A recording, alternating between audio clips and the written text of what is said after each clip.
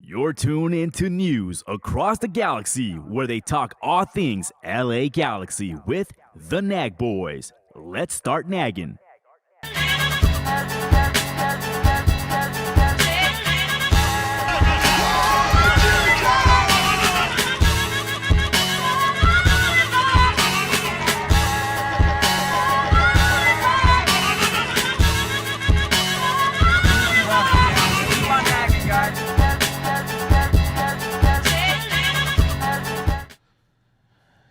Do not adjust your cameras. Yes, it is the midweek show. No, Brian's not here, but we brought the St. Louis version of Brian, the pretty one from the Flyover Footy podcast.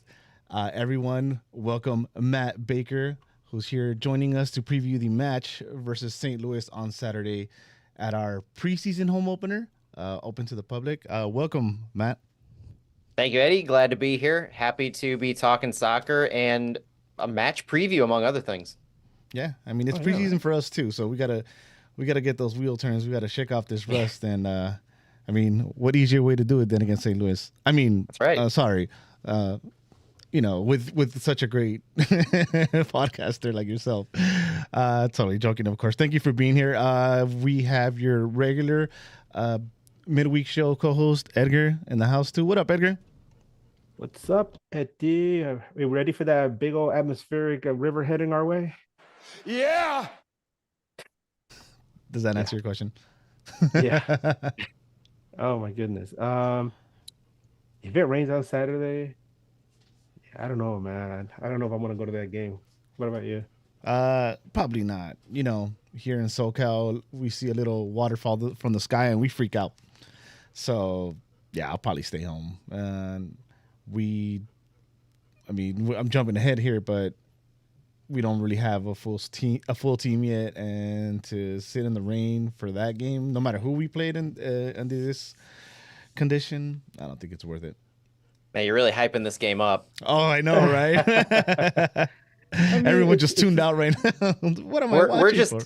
We're excited in St. Louis to be able to watch a preseason match in general. First one that we've had streamed. We're celebrating that fact.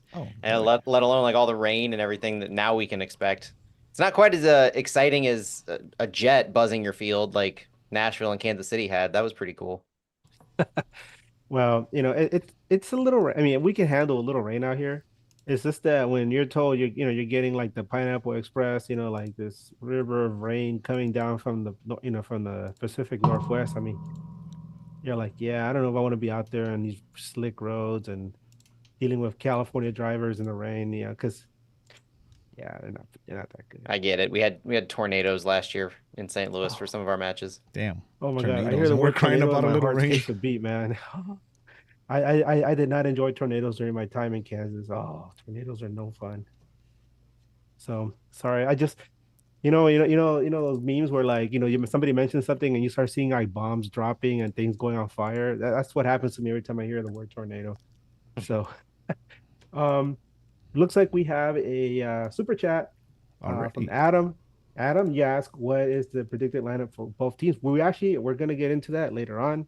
So let's table that for now. But thank you so much. We really appreciate it. Eddie, you want to give him a shout out too? Sure. I'm kind of making sure everything is going good here, but the $2 makes me feel like we're doing a good job. Thank you, Adam. Yeah. So anyway, you guys saw last time we had Matt on to discuss the Galaxy's acquisition No, of like Johnny nobody Nelson. saw. No, that was the first one. That was the first one. That was the one that where Bryant was like, "Oops." We love you, Bryant. But yeah, actually, Matt and I spoke not too long ago. We discussed about the acquisition of Galaxy of Johnny Nelson to the squad. I'm pretty sure that by now he's become very well acclimated to living in Los Angeles, as some of his teammates are rolling in little by little. So Galaxy slowly coming together. We got a video today from Gabriel Peque, who's in Venezuela for the CONMEBOL pre-Olympic tournament. He is not starting, but he's like a super sub for that team. He comes in, he puts in a lot of work. You got to watch this guy whenever you get a chance. This is, when you hear people say he's got the dog in him, this guy has something in him like a fierce battle hound or something, because he'll chase everything down. He doesn't flinch from defenders. He'll fight them for balls. He doesn't dive for tackles. He's always just his driven to get the ball to the six and create something. So he in the first game, real quick, in the first game that I saw against Bolivia, he actually created a goal, but the guy who ended up getting the tap in was deemed offside, so it didn't count as an assist for him. But in the following game, when they played Colombia, he did get an amazing assist. He ran the ball. He ran down the flank on the left side. He chased down a ball that was passed to him into the area, and he was able to shake off his defender, pass the ball back to an oncoming player who notched it in for the goal. I'm really excited for this guy, and if we get anything similar to what I've been seeing so far, it's going to be an exciting season for Galaxy fans. And then we're also waiting on Joseph Paint still. A lot of people say, "Oh, those rumors are dead. Those rumors are dead." But you know what? He hasn't said anything official where he's saying, "I'm staying at Genk." Nobody at Genk has said anything either. But you keep seeing what I keep telling people: follow the breadcrumbs. There's like evidence there that something is going on. That it's not set in stone, and I have a really good feeling that he's going to end up in Los Angeles. But that's us right now.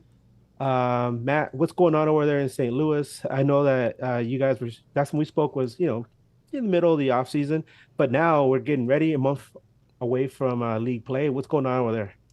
Things are rounding into form in St. Louis. We had actually this morning or this afternoon an opportunity to speak to our president and GM, Diego Gigliani, and sporting director Lutz Pfannenstiel. So we got kind of a preseason update on where things stand. By and large, it's expected that our roster is set.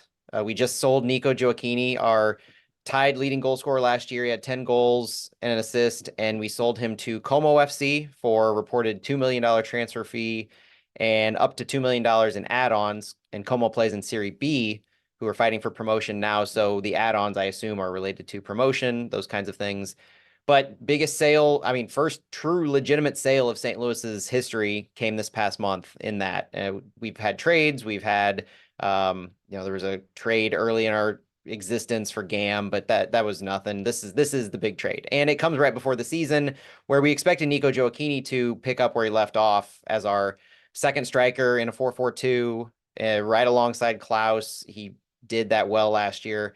So filling that gap is the talk of the town right now. Will Lutz make a move? Is he going to rely on the existing depth at striker, which right now is Klaus, Sam Adeniran, and 16-year-old homegrown Caden Glover, along with a couple second strikers, wingers, Knut Thorsen from Iceland and Rasmus Alm from Sweden. And right now, we're not really expecting a whole lot. At least we haven't got an inclination that anything's on the horizon. Closest thing we had is a rumor a week or two ago that an offer had been made to Hanover in Germany for Cedric Tukert, and they couldn't come into agreement on a transfer fee, so that deal kind of broke down. But it's reported that Lutz has a short list of strikers he's looking at. It kind of will be one of those things. If something materializes in the first transfer window before April, then that'd be great. Great to bring in depth, but it sounds like Knut Thorsen is going to be relied on kind of heavily to pick up a much bigger role than he did last year. He likes to play on the left side, but he's an all-around forward. He's a winger, second striker. comes from Iceland, has a lot of youth national team experience. So he's a guy I'm watching for in this preseason and to start the season. And with St. Louis's first game being CONCACAF Champions Cup on February 20th, our season starts quick, and we have 4 games in 2 weeks. It's the typical MLS, 2 competitions to start the year. We get to experience it quickly. So the town's kind of a buzz about that, and just understanding and getting all the non-soccer diehards up to speed on what that really means, what CONCACAF is, how much BS we have to put up with them. And it's been kind of fun it's been a fun new wrinkle, because the first season, it was obvious the excitement for starting the season, starting the club. And now it's this extra, feel like it's actually taking things up a level instead of getting knocked on our asses. And I hope you guys can curse on this pod. I'm not quite sure what the rules are on that. But yeah, knocked on our asses, which we didn't do, thankfully. So it's kind of a best case scenario, I would say, in St. Louis. And there's a lot of excitement building from that. CONCACAF Champions Cup, what is that? Yeah, I don't know. We used to know what that, I mean, I think. No, it was a different time. It was. I think I saw something in Grandpa's closet, A different era. Champions Cup, right? Wait, I did just watch the Beckham documentary, so that tracks with that line of thought. Edgar's saying Grandpa's closet when you damn well knows your own closet. You just said that you watched the Brooklyn Dodgers, so I was actually there. I was there at that game when they won the cup. But it feels like it was like so long ago. It's been too long, actually. So that must be really exciting, because, like you said, the focus, was just making a big splash on MLS, right? And just making sure that everything from A to Z gets nailed down, and you guys make a good impression for the league. And now all of a sudden, you get thrown into the big boys pool right here in CONCACAF, and now you're gonna have players like trying to be careful not to get knocked down in the high grass in the middle of like a really hot, muggy area somewhere deep in Central America or the Caribbean. And exciting football. So, do you think St. Louis is prepared for that kind of environment this early in the season, or do you think the team's gonna struggle? It's a good question, because the path for St. Louis in the CONCACAF Champions Cup is kind of a boring one to start off. We have Houston home and away to start in the first round. We've played Houston home and away. We know what that's like. We didn't lose to them yet, knock on wood, but they're playing without Hector Herrera. So it's a match that I'm excited, and I think favors St. Louis to an extent, but it's not exciting. It's just an MLS matchup. And then if we win that, we have the Columbus Crew waiting for us. So it's not even like we have something on the horizon to look forward to for fun travel. It's MLS, and the defending Cup champions. I'm not overly optimistic about our chances to go long. I'm being realistic about this tournament, but I think it's an opportunity for us to get some sea legs in under us and hopefully start a little strong with some of the guys that we're trying to get up to speed in our system. We've signed some key players to some key roles. And so one of the benefits to St. Louis is we've got a core that's coming back that were signed initially, multi-year contracts for a lot of our internationals. You've got Berkey coming back in net on a multi-year deal. Klaus, our leading goal scorer, is coming back, one of our DPs. Edu Leuven in the midfield coming back. Tim Parker's coming back. Joachim Nilsson, Swedish internationals, coming back. A lot of other guys who are coming back. I think we only lost around 9 or 10 players. So the core that played the bulk of our minutes are all coming back. But there's some changes that were made, some additions to our wing backs, our fullbacks, and in our midfield, adding in a right back in Thomas Totland, who is a Norwegian American, adding in a left back, Nicholas Dewar from Denmark, and Chris Durkin, central midfielder from DC United that we traded for. Those 3 guys are expected to play a large role, and Dewar just arrived in St. Louis this week. He started training today with the club. He's going to take a bit to get up to speed.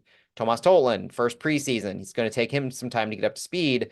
I think Champions Cup provides that opportunity. So you get these guys. It's not quite preseason, but at the same time, I would love to go far, but I'm not above using that as an opportunity to get some guys minutes that would better serve them in MLS. I'm trying to be realistic about this entire 2024 in what our priorities are going to be.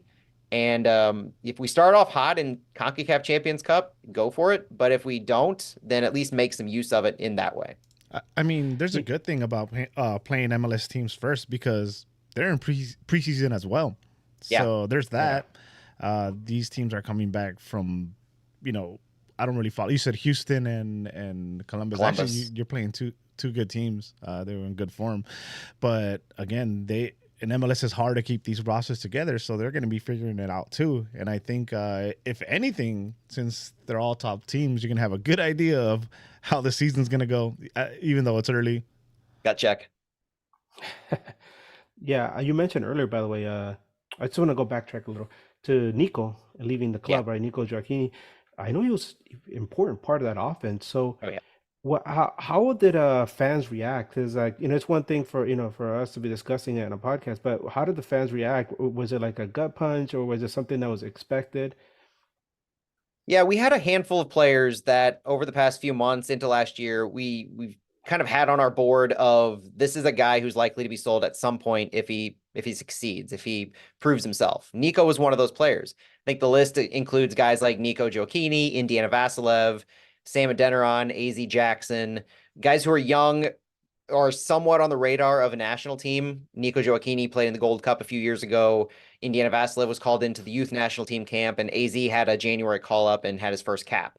So those types of players that we're thinking, but from a who's going to be first, a lot of the rumors last year were interest about Sam Adeniran and AZ Jackson. So that's who we were kind of focused on potentially losing early. And then it did kind of come out of nowhere where Nico Gioacchini just popped up. And when you started to see the numbers attached to it, you started to kind of wonder what was really going on. You see Como trying to push for promotion, knowing that Nico Gioacchini has an Italian passport. It's easy for him to go straight over there because of his father, who's Italian. And so there's a natural connection. He played at the youth team from ages 8 to 12. So you look into it after you see the initial rumor and you're like, okay, yeah, this makes a little bit of sense. But when it was first announced, it was a kind of a gut punch because it came out of nowhere. There were no rumors that teams were interested in Nico. There was a bidding war, nothing like that. It was just last year. You think that if he produces, he wants to go back to Europe. He said as much last year. He would love to go back to Europe and prove himself on that landscape because he played in Ligue 1 in France for a period of time before coming to MLS. It just, those kind of lay dormant for a bit. And then all of a sudden in January, it was boom. We're hearing Nico might go to Como. And then a few days later, Fabrizio Romano is reporting that it's a done deal. So it hit us pretty quickly. Like it happened fast. So we're kind of reeling on how are we going to fill his 2,000 minutes in MLS? And is Sam Adeniran ready to pick it up? Is Nuke V. Thorson ready to step up to a actual meaningful role, unlike last year when he first arrived? And what does our striker depth look like if we don't sign a player with potentially definitely 3 competitions before that summer transfer window? We had something similar happen about a year ago with Galaxy when out of nowhere, Samuel Grandsir decided to stay in France.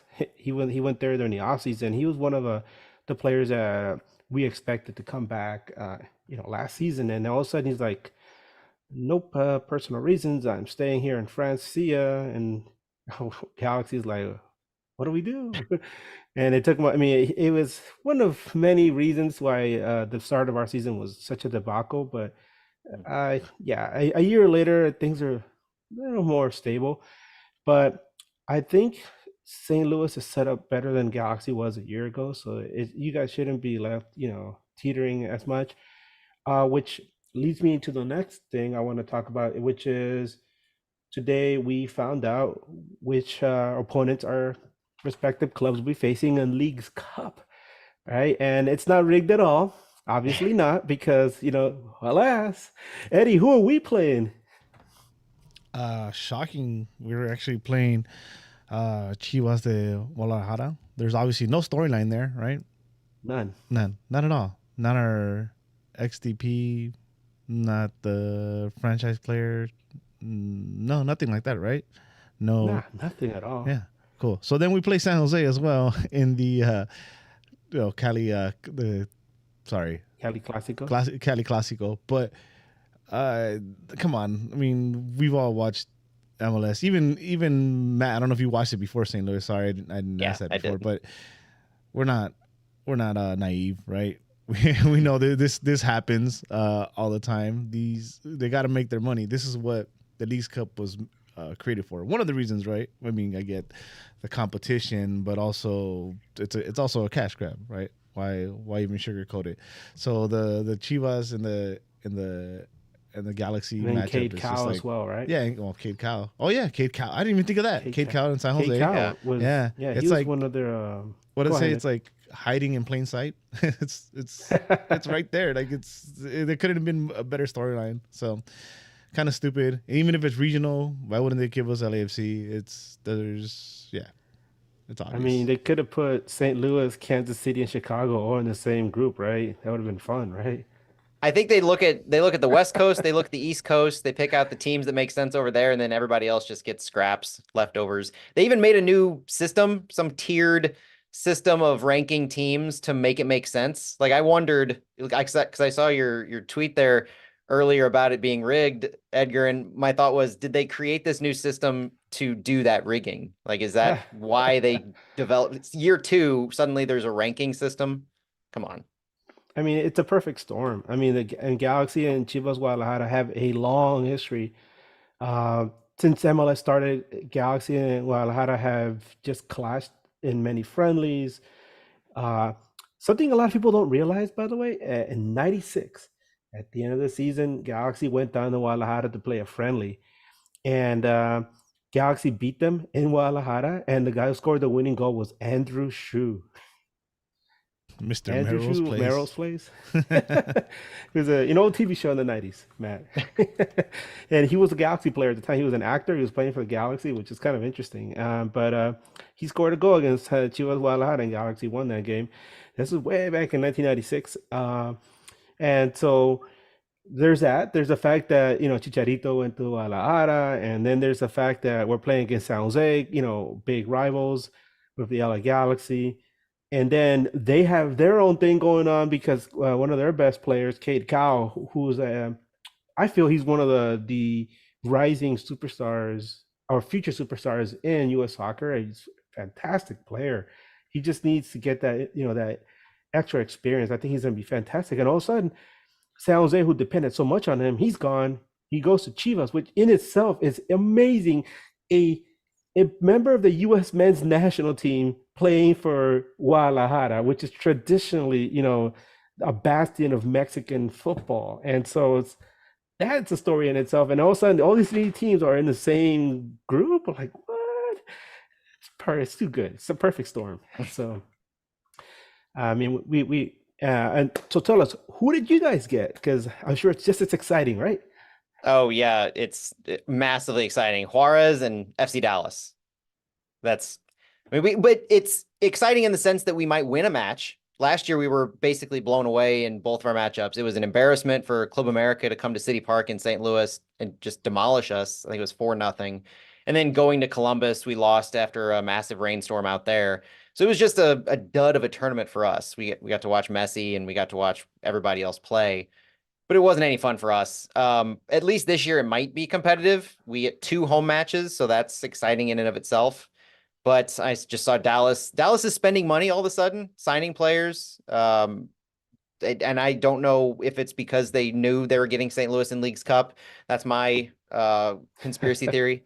But no, I'm just excited that we might actually have a chance to move on in this because other than the tournament just being a known cash grab and a lot of salty people in St. Louis was very salty about the U.S. Open Cup drama that happened this offseason because of the history, and we'll probably get into it in a little bit, history with the U.S. Open Cup in St. Louis. And when that drama happened, it was an immediate correlation to the Leagues Cup and the cash grab and the prioritizing it. And so there's a lot of souring on Leagues Cup right now, but we'll see what happens whenever St. Louis might beat Juarez and then move on in the tournament, see if things will start to get a little more rosy when we win matches in it. But we need to do something before St. Louis gets a little too excited about this. Yeah, it's going to be a very busy season. I mean, somebody asked me earlier on Twitter, like, hey, isn't the Copa America going to interfere with Leagues Cup? And I looked it up, and actually, Copa America is the final match is supposed to take place 12 days before Leagues Cup begins. So depending on which players are playing for whatever teams get into the knockout rounds or even the final, you might have some really tired legs Yeah. in the middle of the season heading into Leagues Cup, and not just that MLS play, right? Leading up to Leagues Cup, and then on top of that, there's Open Cup matches, and who knows what else is going on this summer. So very busy year. You were gonna say something, Eddie? No, well, that's actually a good way to follow that up. I was going to ask Matt's thoughts on the actual Leagues Cup. Especially seeing how it's getting more and more crowded. Obviously, you saw the MLS try to uh, pull out of Open Cup, which is going to be the sacrificial lamb for this cash grab. So I just wanted to get your thoughts on this newly created league and what you think of it. Besides it being a cash grab, do you see a benefit to it? Do you enjoy seeing other teams from Mexico come and play at your stadium? Yeah, I do. From an objective perspective, like if it didn't impact something that I love so much, like the US Open Cup, in and of itself, I like more matches as a fan. I know that the players have a lot of complaints about what's being asked of them. So it's almost like a cascade thing for me where I would love to say I want to watch Leagues Cup. I want it to succeed. I want it to grow because I think it's a really unique thing that the US market, US soccer can sell to the world as watch us. This is a higher level competition that we're playing in. It's our club teams doing something that no other league is doing in the world in this kind of a competition with two countries' club teams. It's got all of the markers of something that can really grow the sport in this country. I love that, but I don't love that it didn't come with a lot of other things that can make everything else work. It didn't come with increasing the roster size of MLS teams. It didn't come with being able to handle all this fixture congestion. It didn't come with sacrificing some MLS matches, some way to just make everything work. Because it's not like we're breaking ground in this. England, other leagues, they play 3 competitions and they make it work. But they make it work because they don't have all these artificial roster restrictions. And I know that there were reasons for that. I've very familiar with the growth of MLS. I've followed MLS for a while before St. Louis had a club. So I understand the reasons why everything are the way they are. But if there has to be an inflection point, I think, and that's what I was hoping MLS would come to with this kind of competition, because I wouldn't mind seeing 2 team players come up and play. I wouldn't mind seeing you sign an additional 10 players to the first team if you're going to increase like a salary cap. Just do something to allow more players a slice of the pie. Everybody can be happy. The Players Association increases membership. You're increasing opportunities. There are lots of different ways you can do this without having the kind of issues that we've kind of backed ourselves in a corner on. There's a reason that you see subs occur regularly pulled up from the high-level academies and really depth players in England to play in the Caribou Cup. I don't think anybody would bat an eye if you were seeing that happen in the Open Cup, if you were just open up a lot of these things you've restricted. And that's the bummer to me. And that's probably the thing that's really holding me back in being truly excited for the potential Leagues Cup has. You keep mentioning the Open Cup. This is something that it really bothered me. The fact that MLS did this regarding the Open Cup. But I feel like MLS has kind of been waging a battle with USL and some of the lower divisions in the US since last year, especially with MLS Next Pro being one thing that came up, and now this attitude towards the Open Cup. I mean, you don't kick it around. This thing it's something that should be revered. It should be treated with a lot more respect. It's a tournament that ties the entire history of football in this country, and to have MLS do something like that, it's like I'm sorry, not MLS, but we know who it's Don Garber. Yeah. Pretty much, he's the man who pulls the strings on these things. So I felt like that was kind of insulting. Before I know you mentioned we've talked about the history of this tournament and especially its ties to St. Louis. But before we get into that, I just want to sidetrack a bit because I see you are wearing an interesting kit right there, a historic kit for St. Louis City, right? And I'm sorry, like I said earlier before we got on, when I did my rankings of MLS kits from last year, which was a great batch of kits, that was the lowest ranked one, and it was by default because then the very very last one was Montreal, who hadn't even released their kit yet. So I felt like, it's kind of boring. I understand what it's supposed to represent, but Hey, but I would trade the last place kit for the position we ended up in last season. So he has that. All right. that's true. I mean, that's true. Lull your enemies to sleep, right? And then get those goals on those counters, right? Hey, we So won our first ever match in this kit. they see, that's what I'm saying. They were looking at the kid like, hey, look at that. And all of a sudden, oh, they're running back with the ball. Look out. So, but the reason I bring up the kits is obviously this week, a lot of leaked kits came out, right? EAFC, man, I think they did the same thing a couple years ago where somehow the kits got leaked, they got leaked online, and all of a sudden they're spread over the internet. You can't keep a secret, right, in the mid-digital world. So everybody's like, "Oh, where's our kit? What's it gonna look like?" I know Galaxy fans are they're on the fence with the one that was released. I always tell people, you know what? Just wait until you see it on a player. Wait till we see it, like in action, and then reserve your judgment for then. Yep. But looking through all of these, I didn't notice that St. Louis didn't have one, right? That's right. What happened? Yeah, we have one kit that we're debuting this year. It's going to be the replacement for this one, the new away kit. And I don't know where the great leak of 2024 on EAFC came from or how it started, but St. Louis survived it. I think a few teams did, but I know St. Louis for sure. And our creative folks were happy, but also they were a little commiserating with those who were beaten, because like you said, you can't truly judge a grainy screenshot from a video game when it looks different on a player, it looks different in real life. There are details you can't really make out. But at the same time, it is, you get the gist of it a lot, and you have now preconceived notions of what some of these look like. And I'm looking at them now, and I see some like DC United. I think this is Orlando over here in the weird looking red color. And Sporting Kansas City, they just look, they don't look out of the ordinary from what previous kits have looked like, or they don't make a splash. Then some of them just seem really sorry and sad. I think this is Montreal that has a stripe on the left side where the BMO brand, there's a circle on their sponsor, is off center from their crest when the line goes down, and it looks really bizarre. Some of them look kind of fire. The RSL kit, I kind of dig the way that they're doing the stripes with the mountain at the top for the Rocky Mountains. I liked the Philadelphia Union with their little snake skin thing going down the middle. And then I've seen some fans try and make them make sense with shorts and socks and adding things to it. Like Nashville, if you make it with a proper looking shorts and socks, it kind of makes sense. Charlotte's kind of okay with the little wavy thing they got going on, but I think everybody is a loser in this, where you have the big MLS kit reveal for most of the teams, and it's grainy EAFC pictures. Yeah, I was actually I was on the Charlotte show last night, and they were discussing it, and they're all pretty excited about it. It's supposed to represent the Blue Ridge Mountains, which is Charlotte's located in the Blue Ridge Mountains. My wife's from North Carolina.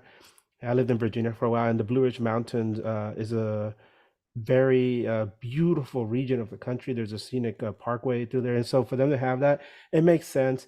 And some of the other, like you said, Orlando has something red in it. That's a callback to their days in USL. USL. Yeah, they have. I think they're gonna have their USL badge on there, which has 3 lions on it. Yeah. And then San Jose Earthquakes, I noticed they have like their old NASL logo on there. So you said, I mean, this is just from a first glance, and I feel kind of bad because I'm a big kit guy. I mean, I mentioned it. I'm wearing a San Marino kit, which is extremely rare, and I'm very proud of getting, even though they absolutely suck, right?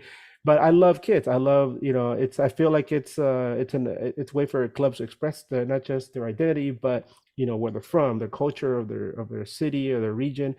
And it's an opportunity to do something fun with it. I'm tired of all stupid white MLS kits we got in the past. The ones that, hey, look, here's a polar bear in a snowstorm kit. Like, yay, fantastic, right? So seeing all these nice MLS kits, it's exciting for me. But I also understand how much work the creative team puts into it. For the most part, you could tell where they really sat down and they're like, let's do something exciting.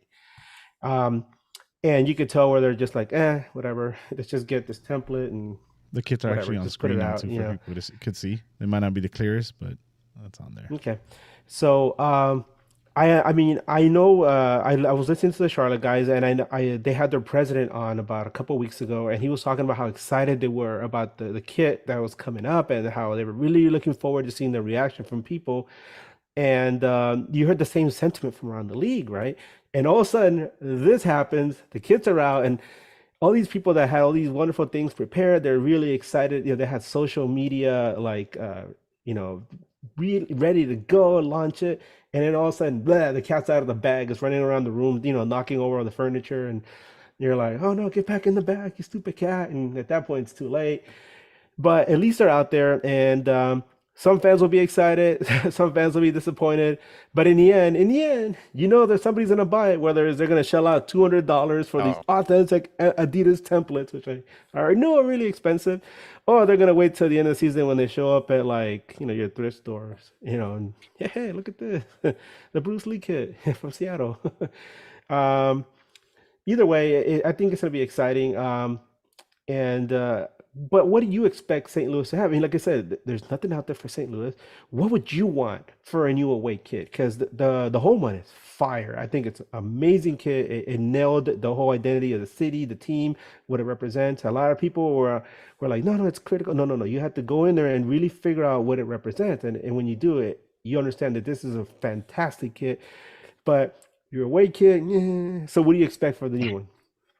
yeah, the away kit was said, the one I'm wearing is said to be an homage to City Park itself. You know, there's a little icon down here, a graphic of City Park. It's you know, arch steel is the color, so the color of the arch, and it's got a lot of the callbacks to the stadium. But the home kit for St. Louis is unquestionably well received. The City Red, as they call it, which is basically an offshoot of pink, and it has the two designs down the side that have graphics of what the arch actually looks like, the tiles on the arch off-centered, that's what it is. So it's a pretty sweet kit, and it has the different just trim from blue and yellow, and it really does look quality. And we're wearing that again for our home kit this year. But the away kit, if I had to pick a color, I wish we could go with like a river blue. If you're talking the color, you know, names that clubs give, river blue is what our blue is. It's this dark blue right here. I would love to see that as the full kit, but I don't think MLS is going to allow us to go two dark kits like that. So there's a lot of river iconography that St. Louis can and will use at some point. You know, we have the Mississippi River and the Missouri River that form a confluence at St. Louis, right just north of St. Louis. And the confluence is a huge landmark. It's a major symbol for our city. It's what our city of St. Louis flag, the government flag, is made from, the convergence, the confluence there. I would love some symbolism to that. There's a I mean, lot of you kind of have it on the badge there too, right? If I'm yes, not yeah, mistaken. exactly. Yeah, so there's the arch here, and then the two lines that go across, and then horizontal and vertical is the confluence. And so I mean, it's built into our identity as it is. So I could see that as an easy callback to something they could do for a kit in their second year. And the more they dig into historical known symbols like that, I think the more just excited everybody's going to get for it. But again, trying to be a little realistic and not getting my hopes up too much, because it's an away kit and we have this darker city red, I worry that it's going to be not necessarily another gray kit, but I'm prepping myself mentally for something that's lighter, and you can only tell its design up close. Far away, it looks bland, kind of like this one. This one looks a little bland far away, but up close, you get to see the pinstripes, and it looks better on a person. I'm prepping myself for that, even though I'd love to see a little more flashiness. Some of the designs that we see in these leaked ones, like I wouldn't mind some wavy patterns or some way that they do a water motif in year two. I think it's never too early to jump into that for St. Louis. Hey, there's actually a question here for Matt. So GH asks, is Matt nervous about the other Western Conference teams improving their goalkeepers? Wait, what is this? Like Portland. Yeah. Yeah. LAFC. I guess the one worry for the goalkeepers would be similar to every other worry, is that teams like Colorado seem like they're vastly improving themselves, whereas St. Louis hasn't added significant firepower over last year. And we finished first in the West. So yeah, that's great. You don't want to rest on your laurels. I don't have any questions about Berkey in our net. I still think he's going to be top tier keeper, top five, top three. But Nico Gioacchini's gone. That's one thing. So where are we going to get our production in the goal scoring sense? Is it going to come? And it has to come at this point from somebody who was with St. Louis last year. We didn't add any true attackers to our squad from last year. So there haven't been any net new goal scorers. It's been all the wing, the midfield. There's been focuses on improving things that we were deficient on last year, but there hasn't been a focus on improving places that were already good last year, if that makes sense. Like, we had a good goal scorer in Klaus when he was healthy. We had a great midfielder in Edu Leuven when he was healthy. We had a top-tier goalkeeper in Roman Berkey, but I wouldn't necessarily expect to replace them, but it's just adding pieces in those areas where we were good at. We didn't do that. And so we're going to have to rely on health and growth of players. So basically players who haven't peaked yet. You hope that Klaus hasn't peaked. You hope that Leuven hasn't peaked. Indiana Vassilev is still on an upward trajectory. Players like that who proved themselves last year but need to continue growing. That's where St. Louis is going to be kind of make or break for ourselves, where I'm kind of a little jealous in some ways that there have been these DP splashes, and teams like Colorado especially, that jumps out pretty front and center as a team that's added a lot of different pieces to improve upon last year. Okay. So what if somebody decided, hey, St. Louis has a lot of history in the sport here in the United States. Why don't we do some call outs in the kit? I think that'd be fantastic. And this is where we could seg into the next thing I was going to ask you, and is the history of soccer, football in St. Louis. This is something that, gosh, I really wish we hadn't lost that one show, that first one that got lost, to the ether. We always say that somewhere out in the matrix, right? It's between us and the gods now. Yeah.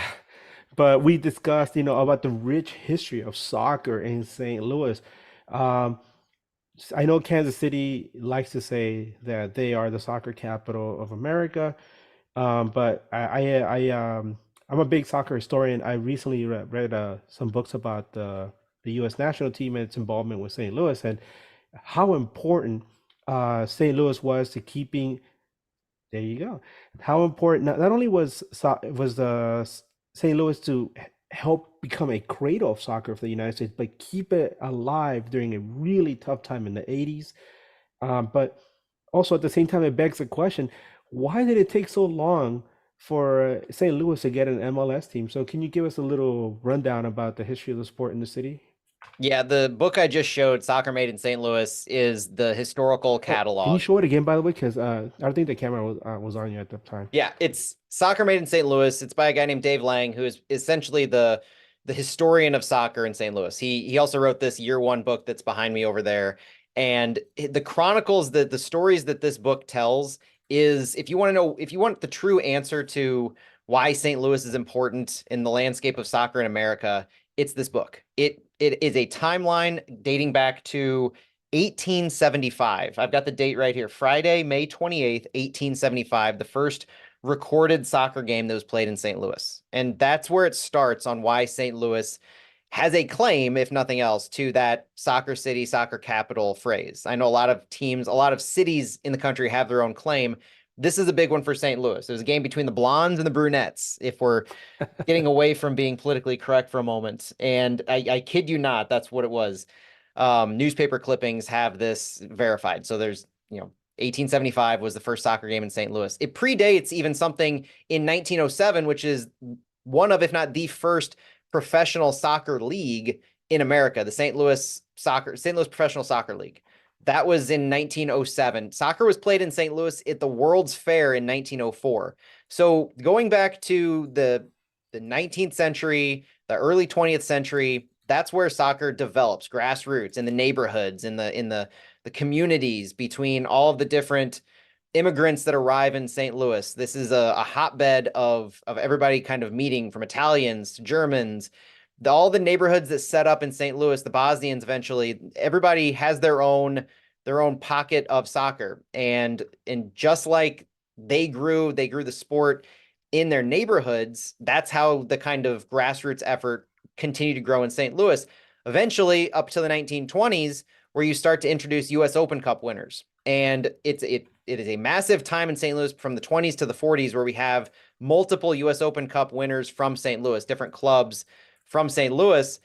And then it develops into the 1950 World Cup team. The 1950 World Cup team, of course, had the big semifinal win against England, I believe it was. And the team that beat England in that 1950 World Cup, 5 of the 11 players that beat England 1-0 were from St. Louis. Goalkeeper Frank Borghi, defender Charlie Colombo, Harry Keogh, Gino Pariani, and Frank Wallace, midfielders. Those guys are legendary in St. Louis.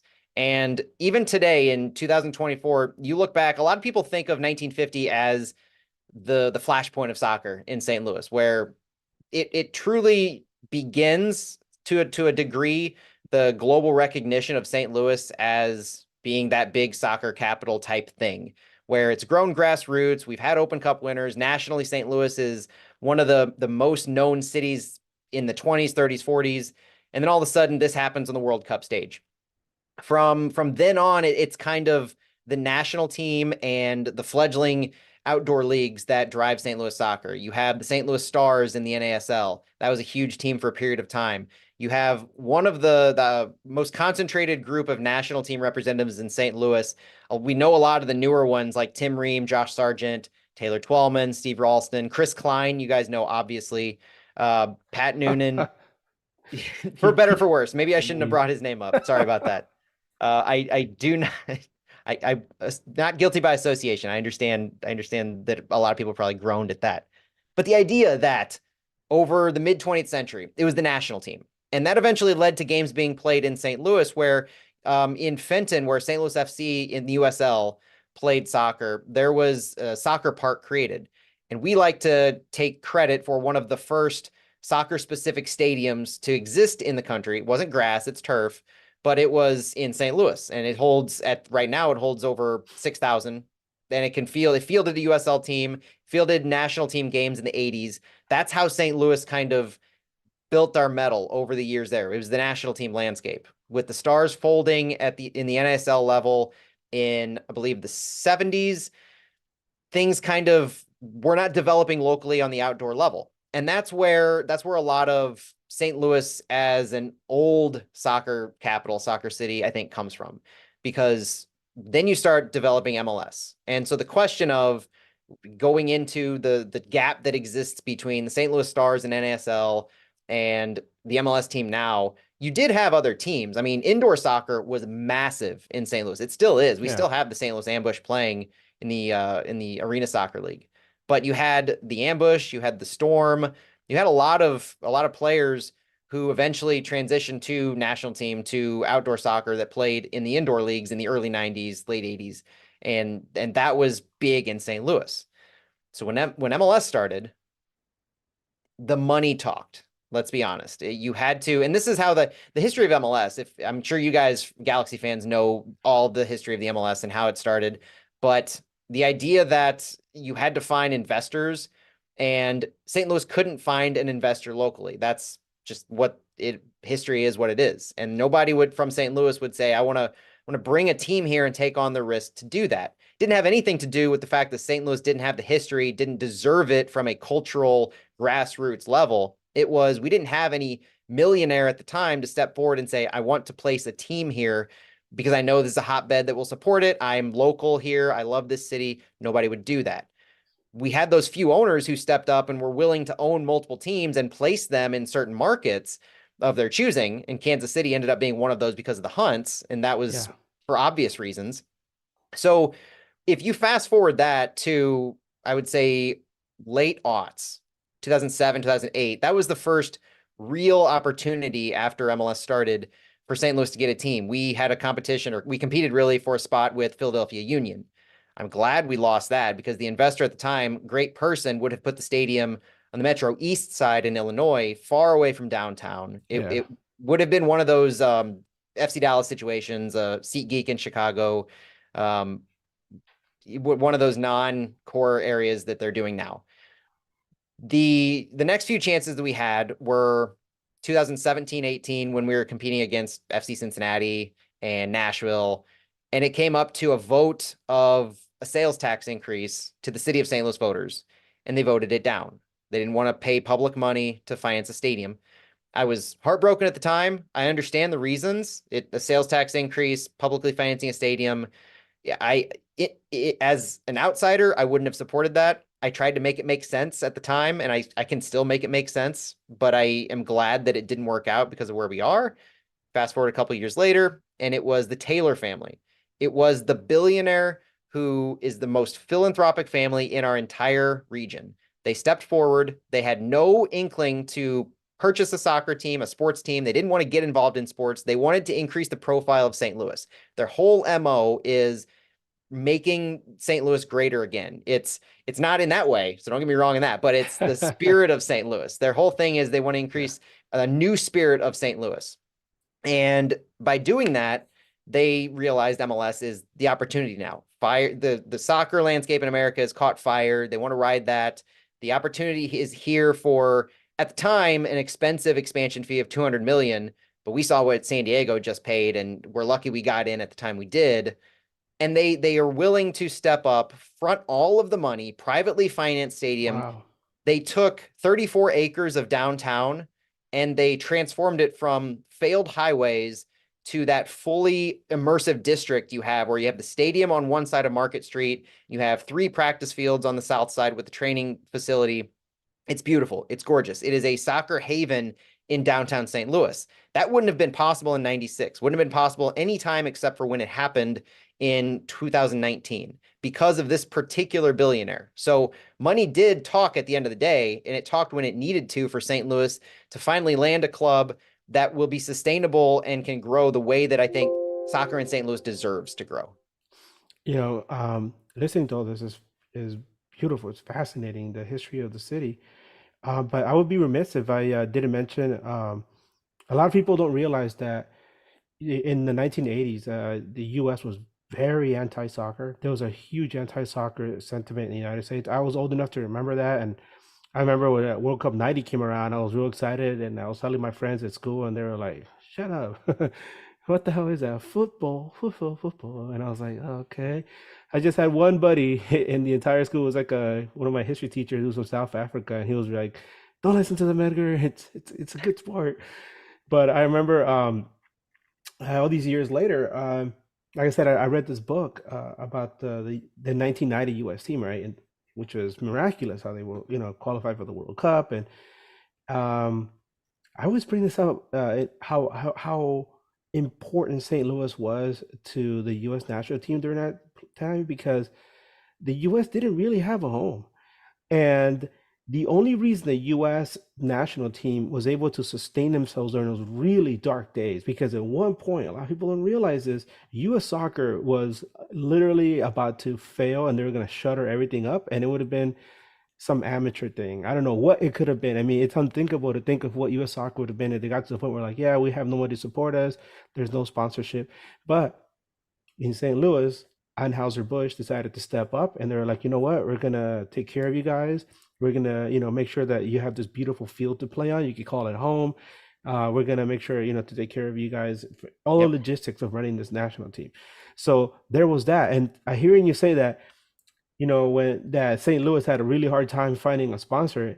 And, when I was thinking, well, what about Anheuser-Busch? And it was funny because the first sponsor the LA Galaxy had was Budweiser, and we had them for a long time, and it looked cool. You look at those old MLS kids from from those early years, and like, yeah, Budweiser, that's cool, Unfortunately, MLS no longer allows alcoholic, Right. Sponsors. But my God, we had a really good one in Budweiser, and but it all goes back to what you mentioned, which was the timing was right this time, right? This time around, the timing was right. Everything fell into place. And what you guys have now is something that a lot of teams, not just in soccer, but, across different sports, wish they could have, right? It's an immediate impact. And you have this beautiful stadium that's going to last for many generations, hopefully, and maybe even grow. So, hey, man, we applaud everything that's going on there with you guys. We have a great fan base in St. Louis, a great destination for any away fans. By the way, before we get into the match preview, which is coming up this Saturday, can you tell us what are some of the great places that away fans can go to? I mean, because people are going to be interested. Like, hey, what do we do in St. Louis? What what can traveling Galaxy fans expect if they Let, go to St. let me Louis? let me package that question actually, because Okay, go for it, man. Mo Football here asked asking you, Matt, Yo, what what away games would you like to do? Ones that you haven't been to yet. Oh, would you say Mo Football asked that? Yeah. That's my it's buddy Musa Musa. Seka. Yeah, Musa. Shout out to Musa, best supporter of City too, best supporter of City. I love his content on YouTube.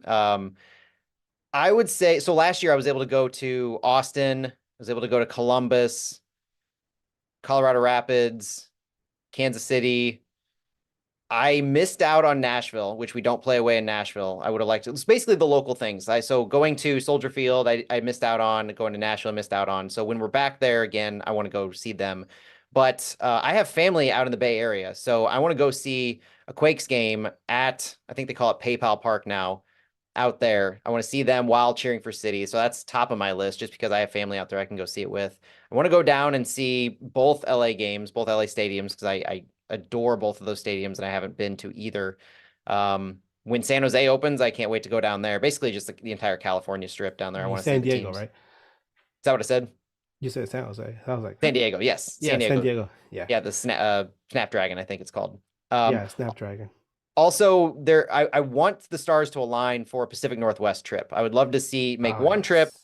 see the Timbers, the Sounders, and the Whitecaps. I don't know if the stars are going to align for the schedule, but that. And then Real Salt Lake actually has some pretty good flights from St. Louis that I've been looking at. So hopefully can go out to catch a game over in the Rockies out there. So yeah, going back to that question I asked you, though, what should traveling Galaxy fans expect in St. Yep. Louis? What are the great places to go to and pre-game and then after the game to just hang out? So one of the things that has occurred since we had the stadium downtown and we've developed the area for the stadium, the training grounds and everything is that there have been places popping up all around the stadium, improvements to existing places. So there are hotels right next to City Park. I think there's a Drury and then it's Fairmont or something like that, Fair something, and it's right next to the stadium. So if you go to St. Louis, check out the hotels right next to the stadium.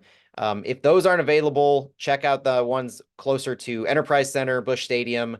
They're scooter distance, they're short Ubers, they're walking distance. There's plenty of hotels in that area because it's not quite as condensed as a Columbus. So if anybody's been to Columbus, they've got that little arena district that's pretty condensed from the Blue Jacket Stadium all the way down to the new Crew Stadium. It's not that short, but it's either right around a mile's walk from Busch Stadium to City Park. It's pretty good. And in that area, so there's a nice place to stay. There's breweries. So we have, if you're a microbrew fan, there's Schlafly. Urban Chestnut has a location just around there. Blue Jay Brewing just opened up. If you're a cider fan, there's Brick River Cider. They are just a couple blocks from the stadium. I mean, these are all massive walking distance. I mean, I pregame at some of these places regularly. There are restaurants like Maggie O'Brien's. The Pitch Athletic Club and Tavern just opened up. It's a new soccer type bar, massive TVs, great drinks, good food menu. Just opened up at Union Station right across the street from the stadium. There's a lot of Cybergs is another good place, a bar and grill type restaurant. So if you're not in walking distance or even just past walking distance, Ballpark Village is over by Busch Stadium. They've got a bunch of restaurants. They've got some Salt and Smokes, a good barbecue place that's there. Katie's Pizza is a good place that's there. My wife's gluten-free, and so they've got stuff for her.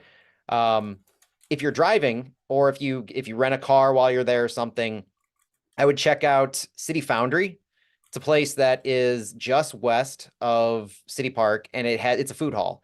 And it has a ton of amazing restaurants, cuisines from all across the world. City Foundry is one of my absolute favorite places to go and try new foods. There's activities there as well. They've got a putt shack. There's a new Topgolf place that just opened up right near the stadium, just a few blocks south of the highway. Yeah, I'm sure I'm forgetting a ton, but those are the ones that are top of mind.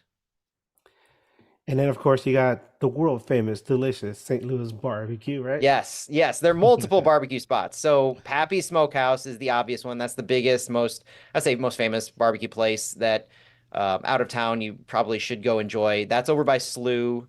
So Pappy's. There's Bogert's, which is in Soulard, which is just an entire district south of downtown. Tons of bars and restaurants down there. Salt and Smoke, I mentioned. Adams Smokehouse is a favorite of mine. Daly's is a little bit west of that area, but just yeah, you really can't go wrong with a lot of the barbecue options in St. Louis, and there's a ton in the area too. Just out of curiosity, because I love to stir the pot, right? So Kansas City or St. Louis barbecue. I know we always bring it up because we just had Kevincho on, and he's a sporting KC, and we brought up the barbecue, right? And What did he think? I Did you bring up that name? yeah, we were up. He was like he was laughing. He didn't say no to it. He was just like right. And then we would love to have just this, just have your best pit masters there. Like going at it, trying to say who has the best barbecue. Man, I would love to be in that tailgate. Can we make that a thing? I think Can we you get the word should. out? I think we should. Whether it's I've been to Sporting KC tailgates, and they're inviting, and I think there's plenty of options for both groups. I think there's definitely tailgate options in St. Louis. I think it would be hilarious if the clubs had something like official trophy that had just like a slab of ribs on it. That would be absolutely hilarious. Think about it, a legit gold trophy that was just ribs, and you could see just like oozing barbecue off of it, and or the winner actually got a slab of ribs on the field. That kind of thing would be pretty fun to do. That'd be Like awesome. just the wheels are turning here in the ways that we could spin this barbecue for, adding all kinds of really fun things. Think of like the Thanksgiving football games that they have, where like the Oh winning yeah. team gets like a turkey leg. Winning team of this rivalry should get like a rib and eat it post game in an interview. A full rack. Why one? If you guys need guinea pigs, though, me and Edgar will volunteer. Oh hell yeah, I'll be there right there. I'll be like, nom, nom, nom, nom. Let's go. Um, so let's talk about the upcoming match. Obviously, that's the first step towards MLS play. I mean, there's some games that have been played already, but mostly closed door. And after this, there's Coachella, obviously. I don't know if you guys are in Yeah, we're there. Coachella.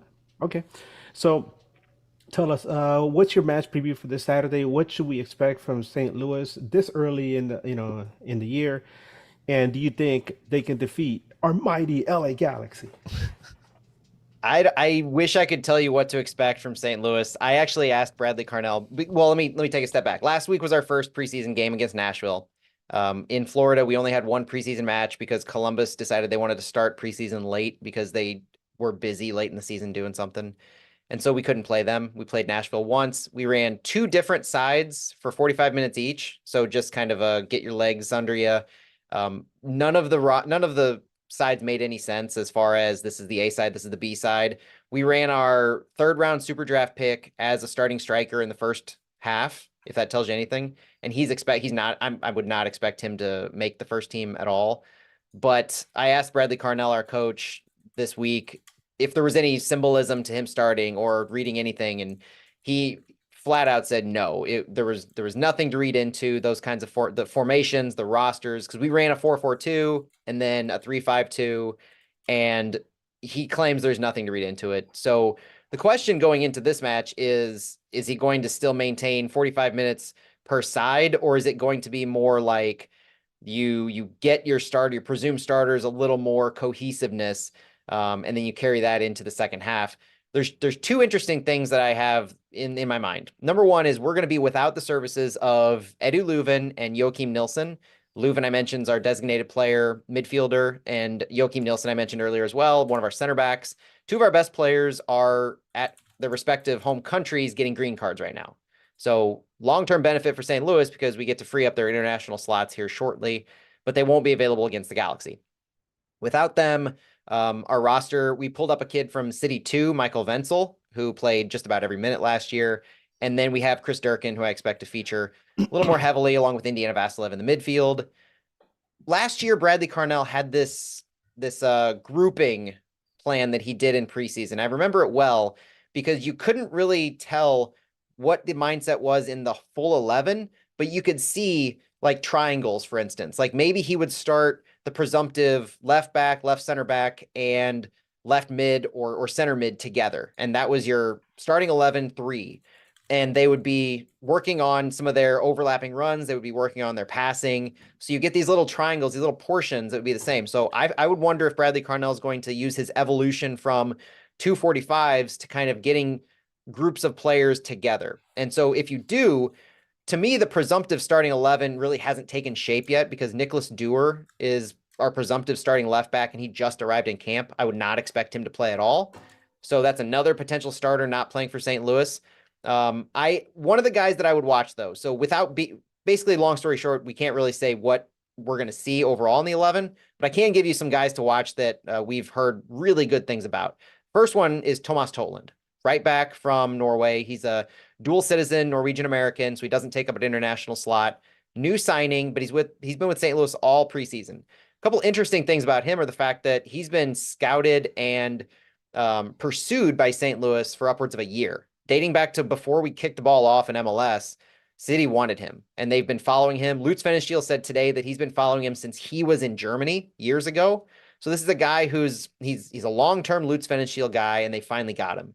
He's our presumptive starting right back, and Bradley Carnell has been raving about him. I asked him about one player. Did anybody stand out last week against Nashville? And he named Totland without hesitation. So right back, Tomas Totland, number 14, a guy I would watch for. He's a two-way player, so you'll probably see him in the attack just as much as on the defense. So watch for a lot coming from our right side. That'll be interesting to see.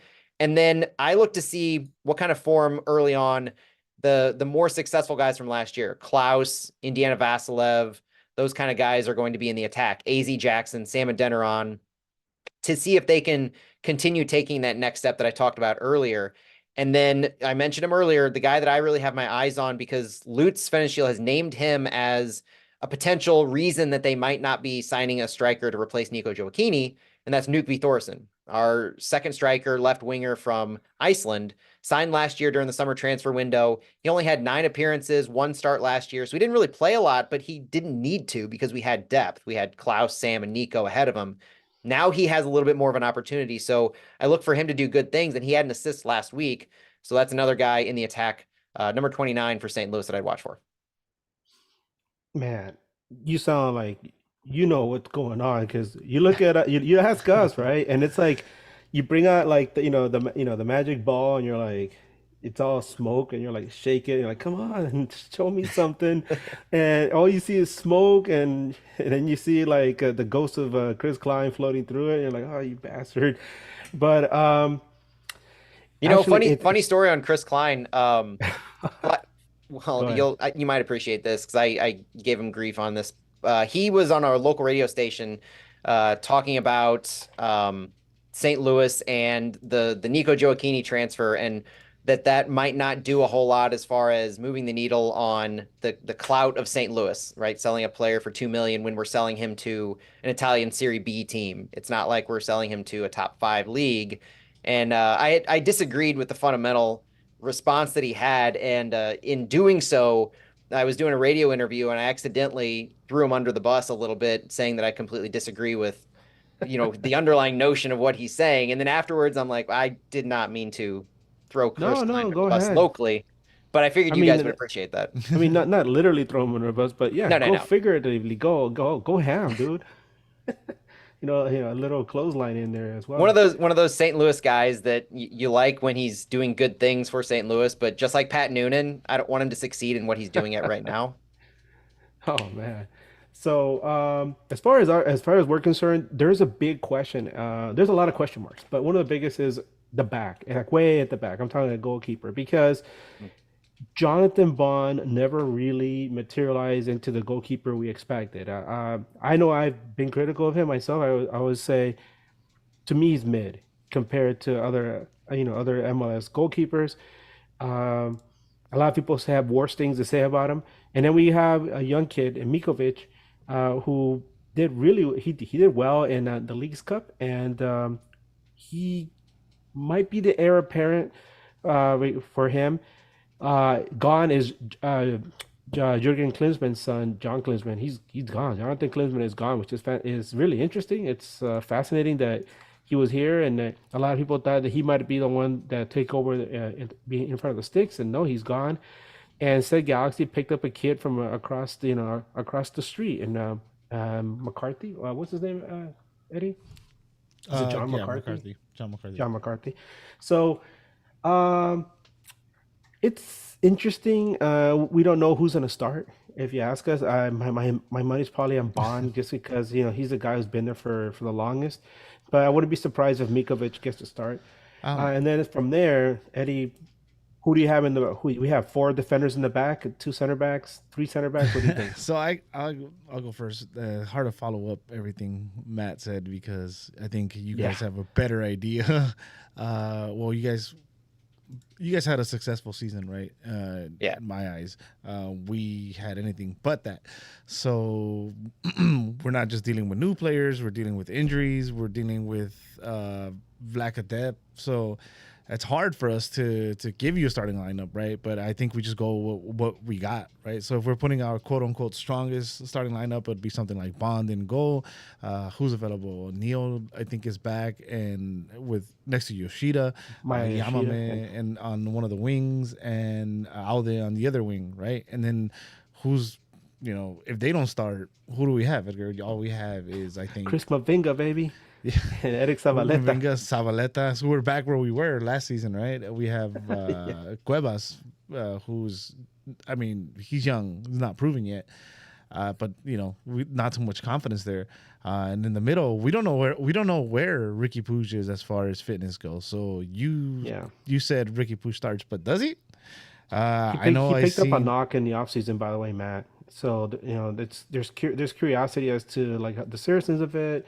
Nobody really said anything much about it. Just like, oh, he hurt himself, and he ended the season, on the disabled list. So we're just curious to see, like, is this more of the same, or are they going to save him for like closer to the beginning of the season? So he might not even figure in the match. Yeah, and then in the middle, right? We don't know if Ricky's gonna play. I guess Cerillo and Markey are available, but then who else plays? Custom In the Brugman middle could with come them, in probably. Brugman, I don't think is fit to play yet. I don't Has think so another either. one. See, there you go. Yes, that's what I'm saying. It's These hard. I guys, think. my God. I think. So let me finish with what I got, and then I'll give you my thoughts after. And then I guess in the wings you'll have Fagundes and Perez, unless you try something where you shift Fagundes into the center and you play with only two middles instead of the three that we usually play with, and then you start Miguel Berry and Dagon. And again, in the forward position, if we're playing with two forwards, if one of them goes down, who do you got next? Nobody. So I think our Oh, I game. think you push up Eric Zavaleta, man. He scored that Jesus hat trick Christ. last year. Uh, so I think we're approaching the game as different from St. Louis. I think for us is more of a fitness thing. Get their legs under them. Let's see how certain players look. Miguel Berry, someone we haven't seen. Yamame is getting used to being here in the States. We haven't seen who's this other guy? I'm missing out. I know I said Miguel Berry already, but I know I'm We're missing gonna somebody. definitely see Johnny Nelson at some point. Yeah, there you go. Whether I would whether hope it's- so. Yeah. Yeah, So, he might even get the start. I mean, I mean, you never know. bro, they might pull out people out of the stadium off the stands. The way Is things are it going. too early to say it's a Johnny Nelson revenge game? Yeah. Do we do that in the preseason? Hell yeah. Only Why if it not? goes our way. Okay, that's Yeah, fair. so I don't know what else Edgar's thoughts are, but I think our approach to this preseason game is different from St. Louis. I think St. Louis is already getting ready for the season, and especially because your season starts with Champions League, and for us it's figuring it out an identity. Waiting, we're literally waiting for people. We're waiting for Gabriel Peck. We're waiting for potentially Pain Still, and we're waiting for people to come back from injuries. So for us, it's just I think getting our legs under us and literally seeing what we got and what this team has got and where they're at. Yeah, You- I think the attitude around Galaxy Land is kind of like when you order something on Amazon and you're like, okay, it's something really good. I really want it. I need it. And then you realize it's going to take like 7 to 10 days probably because you didn't want to shell out, for the Amazon extra. And so you're waiting and you're waiting, you're excited for it. And you know it's going to get there. But what you have now is nothing. And so I know a lot of people are more excited about the idea of just like, hey, it's a game. Let's all get together and hang out and drink and have fun. And oh yeah, there's a game. But now that the weather might play a factor in that, I don't know. So it Yeah. this Saturday will definitely give us an idea of at least at a base level what Vanny is starting to build. And then once some of the more important and more other, other parts start coming in, we can start to assemble the club. In that respect, it's kind of similar to where it was a year ago, but last year you had that specter of um, the upcoming I'm sorry, the fan revolt, right? Um, that was, that was already in the works.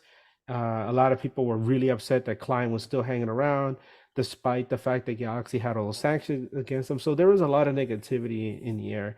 And then fast forward to this year, there's a lot of excitement compared to last year, but it's kind of like a wait and see. But I feel that it'll just like you said, it's just fun knowing that there's a match coming up this Saturday. It's against St. Louis, a really good team, and it'll be a good measuring stick to seeing what Galaxy needs to work on. I really am not confident that Galaxy is going to win, but who knows? You said that you guys had a hard time in stormy weather, so maybe Galaxy pulls one out. I've seen them win in really bad conditions, so I'm gonna say St. Louis 2, Galaxy 1. Sorry, we're folks. doing predictions. Yes, sir. Yeah, preseason predictions. Okay. Go ahead, Matt. I'll go last. All right. I'll say 3-2 St. Louis, because I think I might have not picked St. Louis once last year, but that's like not to the point where I'm willing to not pick St. Louis for just no reason. And I think that what I saw from St. Louis last week was a couple of good goals in the second half where they were stringing together some good passes, having some connectivity that worked well. One player that I forgot to shout out for St. Louis, and this is the second time I've done that this week, and I need to stop doing it, is Celio Pompeu, number 12 for St. Louis. He's going to have a bigger role this year. He was on City 2 for St. Louis in 2022, got his first team contract last year, and he scored the only goal that we scored in the preseason, or the postseason rather, against Sporting Kansas City. And he has just taken on a life of his own. He's hilarious. He's the funniest guy in the locker room. He's always smiling, always laughing. He's one of those guys you want to be in the clubhouse. And he's projected to fill some of that second striker role, maybe that Knut Thorsen can, alongside a Klaus or Sam Adeniran. So he's going to be another guy who may switch on and off with Thorsen. So watch what Celio can do in the attacking third. He's great dribbler. He's fantastic on the ball, one of the best in MLS, and he likes to take it to the end line. So he's going to be exciting to see. And I bet either him or Knut Thorsen will contribute to a goal. Eddie? Oh, my turn. I say, I mean, it's preseason. It's going to be a St. Louis win. I don't see us scoring many goals, if any. I'll just give a generous 3-1 win. The generous part is the 1 for us, by the way. If it's as sloppy as you said it is, all bets are off, though, right? I think it might be a little worse for us because, well, the rain is supposed to start hitting tomorrow, so they get a day or two training in the rain, right? That I guess throws any game plan out the window.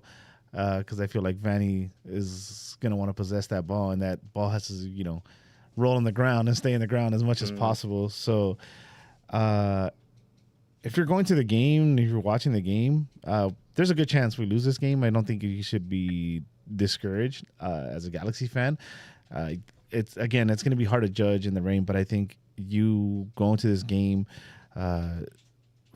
keeping in mind that watching 4 individual players, right? Get a good look at Miguel Berry, get a good look at Johnny Nelson, get a look at Dejan's form, see if he looks confident or he's coming back as that same guy we got last season, and take a look at how they line up, right? Maybe because there's so many new players, Vanny's plan might not be executed to perfection, but at least you have an idea. If he's just gonna ram the same game plan down our throats that hasn't really worked, and it's crazy subs. Well, the subs don't really matter this game because of the the preseason. Yeah. They'll probably be. I predict the Galaxy is going to put like three teams. By the way, I looked at the roster and I feel there's going to be a lot of names that that are not on that roster that'll play on Saturday as well because our roster's not complete. I think that's happened in the past. I think John, what's his name? Harvey was one of those guys that all of a sudden in preseason he appeared. So I think it's gonna be one of those situations. We're really curious to see how Mikovic is gonna do. Like I said, I mentioned how he did it, in Leagues Cup, and he's one of those guys that if Bond doesn't get the job done or he shows like lack of incentive, he might be the guy to take over. And I wanna also point out that because of the attitude, not just with fans, but also the media, I feel like anything that Greg Vanney does, especially this first 6 months of the year, is going to be under a microscope because with Will Kuntz, now pulling the strings as far as bringing players in and getting that off of Vanney's plate. Vanney now just has to focus on making sure that the players he get show results on the field. So any little thing now is going to be magnified, even if it's just a preseason match. I'm sure you're going to hear a lot of people complaining about something or other, and that might weigh into what kind of decision Galaxy will have to make come summer. Because I feel that if he's not doing well by the summer, he's going to get the axe. Hold on, wait, did you say Kuntz? No, I'm talking about Vanney. Oh, okay. I could have sworn you said Kuntz, but yeah, I agree. No, I mean I mentioned him. I mentioned how he's now he's he took the whole role of the GM off of Vanney's plate. Vanney hasn't to worry about that because for a while Vanney was the one doing all these things. So, look at that. We have a super chat from Eli, the final boss, Lesser. If you guys aren't familiar, Eli has this show This Week in MLS. He's a good friend of the show. We see him. Love Eli. We're very lucky to have him as at the stadium. He's a wonderful guy. He says, Eli. He says, heading out, boys. Great show tonight. It was especially awesome learning more about the history of the sport in St. Louis from Matt. See y'all Saturday. So, thank you, Eli. High praise. Thanks, Eli. So, anything else you guys want to talk about regarding this match? I know it's preseason. Hey, come March 16th, let's talk again because then we're gonna have Peck, and things should be a little more interesting. Who knows what that'll look like for St. Louis? We could have injuries all over the place. We're so you guys mentioned the injuries you have going on. We have one significant injury, and that's Rasmus Alm, our second striker, right winger. One guy who's recovering from a sports hernia surgery last November. Not technically hurt, I guess. He's just recovering from surgery. We just make it worse and worse. Man, we had 7 missing starters at the end of the season. Yeah. Sorry about that. No, that's just the way things have been going here. We're used to it at this point. We could do some. We have 4 questions from Instagram we can go through real quick. Go for it. They're more like fun questions. Hat trick of questions from Sammy. Shout out to Sammy who helped me with my lighting today. That's why it looks amazing. And you can see the spoiler right here of who got the number 10. So if Vanney played Smash Bros, what character would he be? Ooh. Eddie, you go first because I'm trying to think. I'll say Kirby because all basic people pick Kirby. That's the easiest player to use. And he was the easy decision then, and he's going to be the scapegoat. Try to think.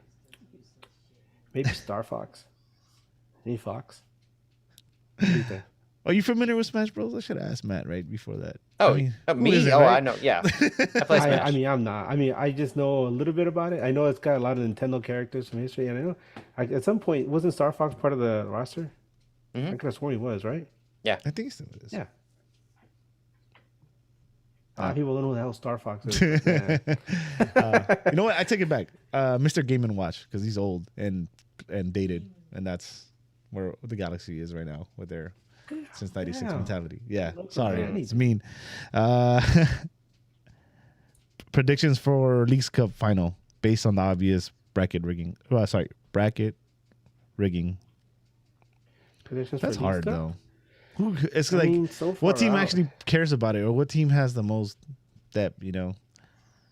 I could not just because you're here. I could see a St. Louis, and like in the other side, like one of those like Philly or Cincinnati. Well, depending on what Cincinnati do. I'm all MLS biased, but yeah, something You're like talking that. about Leagues Cup, right? Did I say Leagues Cup? Yeah, Leagues Cup.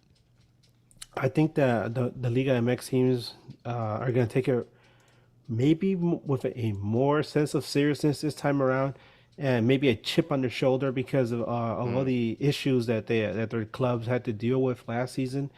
As far as travel and having to play in U.S. cities, maybe they're gonna be like, you know what, we got kicked around in some of these games. Let's just go back there and take some of our shine back and show these guys that you still got to do with us, at the club level. Not just Leagues Cup, So national team. yeah, well, I mean, they did win the League. Gold Cup, but Did they win the Champions League? They did, huh? Somebody, a Liga Mexican team won, I think. I mean, LAFC lost. That's all that matters. Oh yeah, cool. That's fine. That's how petty we are about that, Matt. I love it. I'm looking at that Sporting Kansas City group, and I'm hoping just that Toluca ends both of them because it's Sporting KC and Chicago Fire. There's nothing good about that group that I'm looking at here. That's what earlier I said, man, they should have put you guys in a group. I mean, screw Liga MX. Just put you guys in a group with KC and Chicago and let the sparks fly, baby. Right? Yeah. Okay. 2 more and we'll go home. What if 10 isn't actually gonna be Puig and Ruiz got it wrong? Alex Ruiz got it wrong. Wait, what? No, it's gonna be Ricky. What was the question? What if 10 isn't actually gonna be Puig and Ruiz got it wrong? No, I think it's. I mean, yeah, all numbers point to Ricky Puig getting the 10. He's been wearing the number 6. I mean, the number 10 was our favorite Brazilian who's no longer there. Douglas Summer Costa. He's gone. Well, at least he got a happy landing. He ended up in Fluminense, I think. So good for him. Good for him. You could avoid all those arrest warrants down there. Now that you're back home. But yeah, the word on the street is that Puig is going to end up with the number 10. I would be shocked. Like, we're talking like Royal Rumble shocked if out of nowhere they turn, they show us the number 10 and it says pizza on it. I'll be like, oh my God. I'll fall out of my chair, man. I'll really fall out of my chair. Those are surprises we welcome, though. We like those kind of surprises. Right? We need a surprise like that. Wouldn't it be great? That's going to be Klaus. Yeah. And lastly, what we got here from GK13, who's shaving their eyebrows when we win the cup this year? Brian bet on them not winning it last time, so if they do win, Brian will do it again. He's not here to defend himself, so yeah. I volunteer him. I second that. All right, cool, done. He can't back out now. I like how you guys roll. So St. Louis wins. Matt, so you're gonna shave that glorious hair? Oh, yikes! That if St. Louis wins a playoff game, we'll have to talk. all right, there we go. We've never won a playoff game in our history, our long and storied history. Hey, yeah. I mean, since you guys arrived, you guys have been in more playoff games than we have. Well, in 1 year, One more than us. two playoff games if this new trumped up format counts. 0 wins. Let's go number 9. Yeah. Edgar, you got anything else? No, that's it. Hey, Matt. Thank you so much for coming back on. We've had some great conversations. Every time you're here, we learn so much more, not just about your club, St. Louis City, but about the city itself. Like today, we learned about some of the wonderful places where fans can go and visit, and the state of your club. So thank you so much for coming on. I really appreciate not only for you to come on here, but everything you do for MLS and for St. Louis City, through your podcast, Flyover Footy. For anybody who wants to know Flyover Footy, Matt's a fantastic guy. He's even got, a good friend from St. Louis, Musa, is saying wonderful things about him. If you guys haven't found him, by the way, Musa is a wonderful person, and you might find him floating around here and there on Twitter. He's quite a character out in the St. Louis area. So you got 2 wonderful guys out there, and one day I hope we have him on here as well. But for now, we have Matt. Matt, thank you so much, man. We really appreciate it. Eddie? Well, yeah, just echoing what Edgar said. Thank you so much, Matt, for coming on, giving us that nice little history lesson, which you were getting a lot of compliments on. I just didn't want to interrupt you because you were in the zone, man. I was over here like, oh shit, I didn't know this. No, Nice. but thank you. You know, if you ever come to LA, obviously you're welcome with open arms. Just you can't stay with me, but first beer on the Nag Boys whenever you come down. Yeah, so why don't you tell everyone where they can find you in case they want to learn a little more and see your awesome content. Yeah, feelings mutual, guys. Thanks for having me. And likewise, first beer's on us. If you come to St. Louis, just let me know. I'll find you, take you out for a drink. And you can find me any social, Instagram, Twitter, at Matt Baker STL, and then at Flyover Footy is the podcast. We do podcasts. We've got a YouTube channel where we're trying to do 2 podcasts a week, a recap show, and then usual like long form, kind of like this. On Thursday nights, we stream live for like an hour and a half. And then we've been dabbling in the YouTube shorts. So just posting some clips from press conferences, trainings and stuff, and giving some quick analysis throughout the week. So YouTube should be bumping too. And yeah, appreciate the time. Always like collaborating with you guys. I have to have you on Flyover to look at the Galaxy this year. And when you're not playing us, good luck. Oh, thank you. Cool. So thank you everyone also on the chat. We know we went on a little earlier on this. I don't even know what day it is. Is it Wednesday? Wednesday night? Yeah, right. Wednesday night. Appreciate you accommodating. That's probably for me and my central time zone / find time between kids and sleep. So much appreciated. No, I do any time. It's no problem. Anything to talk soccer. Yes. So again, thank you everyone for being on the live chat, the super chats, the likes, all that. Make sure to share, like, subscribe. If you want to find me anywhere, you can find me as Eddie Nags on all socials. Edgar? Yeah, you guys can find me on Twitter and Instagram as Edgar Nags. Eddie, take us home. Cool. And this has been the midweek preseason match preview versus St. Louis. Hopefully we'll see you guys at the digs if it's not too wet. If not, stay dry. You're not going to catch me out there. For Edgar, Matt, my name's Eddie. We're going to get up out of here. Till next time, keep on nagging. Keep on nagging.